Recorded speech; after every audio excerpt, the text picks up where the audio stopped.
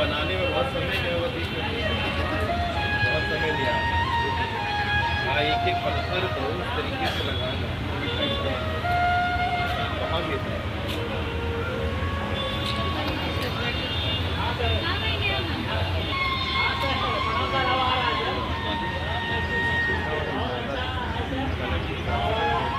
यहाँ good touch bad touch के बारे में बताया गया है।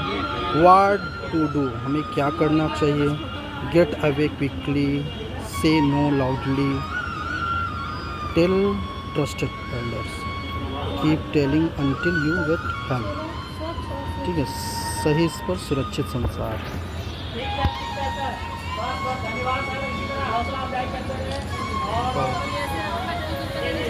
बहुत ही सुंदर बना हुआ।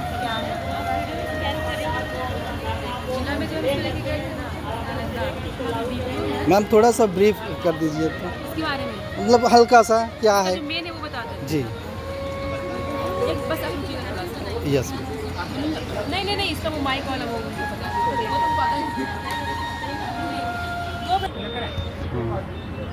हमारी वीडियो बनाइए तो ना। हाँ हमारी भौतिक आवश्यकता, इंसान की भौतिक आवश्यकता भोजन, वस्त्र और आवास। यस भोजन हम लोग खाना खा लेते हैं, कपड़ा पहनते हैं, रहने के लिए घर चाहिए। जी जब से मानव की उत्पत्ति हुई तो हमारे आदि मानव यस। की सबसे पहला जो घर था वो गुफा था। गुफा यस। जो हमें प्राचीन कई स्रोतों से मिलता है, जिसका नाम था भीम बेटिका गुफा, जिस पर कई प्रकार के आज चित्र बने हुए हैं। Yes sir.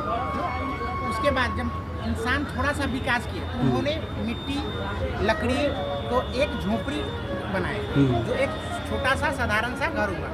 और उसी तरीके से कई सालों तक गुजरे। फिर उन्होंने थोड़ा सा और विकास किया तो उन्होंने लकड़ी को जोड़ कर एक अच्छा सा आवास बनाया, जिसको हम लोग बम्बू हाउस बोलते हैं। लेकिन उन्हें जंगली जानवरों से कई खतरे थे, तो उन्होंने घर को क्या किया, ऊपर बनाना शुरू किया, जो हमें कई राज्यों में साक्ष्य मिलते हैं। और एक घर के नीचे बुर्ज होम, जिसको जो कश्मीर में राज तरंगिणी में मिलता है, कलम के द्वारा लिखा गया। उसके बाद वो थोड़ा सा और विकास किया तो हम आज भी आदि मानवों के द्वारा बम्बू हाउस, ये ट्री हाउस का निर्माण होता है, जो घर पे पेड़ पे बनाया जाता है। उसका कारण क्या है, वहाँ जंगली जानवरों से ही सुरक्षा, वो आसानी से ऊपर रह सके। उसके बाद जब धीरे धीरे विकास हुआ तो हम लोग प्रधानमंत्री आवास की तरह पक्के घर का निर्माण किया, जिसमें मिट्टी पर ईंटे का जुड़ाव होता था, सीमेंट पे जुड़ाव होता था, जो आज एक हाउस बनता था। ये पक्का हाउस है। उसके बाद हम लोग ने प्राचीन समय को छोड़ के मॉडर्न हाउस में, तो ये सारे हैं मॉडर्न तरीका के हैं। तो जब ह्यूमन का जो अधिक विकास हुआ तो शहर का निर्माण हुआ। शहर का निर्माण जैसे ही हुआ तो वहाँ बहुमंजिला इमारतें बनने लगी, जिसको इंग्लिश में अपार्टमेंट बोलते हैं। और उसके बाद धीरे धीरे हमारी जो कई आंगन वाले घर थे वो सीमेंट के फ्लैट हो गए। और उसके बाद हम लोग और एक कई प्रकार के घर हैं जो एंजॉय के लिए भी करते हैं। जैसे हम लोग घूमने जाते हैं तो टेंट हाउस का यूज करते हैं। Yes sir. टेंट हाउस में वहाँ लाइटें नहीं होती हैं तो हम लोग लैंप का प्रयोग करते हैं। Yes sir. लैंप के प्रयोग करने से दो चीज़ होते हैं, एक तो जानवरों वहाँ नहीं आते हैं और हमें आसानी से रोशनी भी प्राप्त हो जाती है।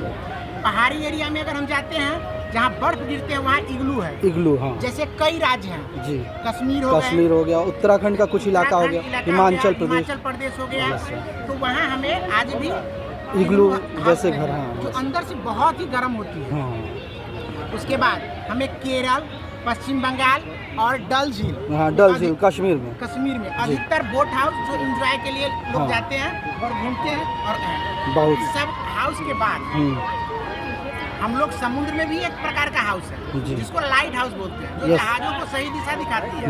और ये लाइट हाउस का भी निर्माण किया गया। इसमें दो बल्ब होते हैं जो रेड जलते हैं, जो हमेशा नॉर्थ और साउथ की तरफ होते हैं। इससे डायरेक्शन पता चलता है। हाँ, उससे डायरेक्शन पता चलता है और जहाज सही दिशा को पकड़ पाता है। इस प्रकार से हमें हमारे इंडिया में 47 टाइप के हाउस हैं, जिसमें 12 टाइप के हाउस यहाँ उपलब्ध हैं। और कुछ और है, जैसे तमिलनाडु।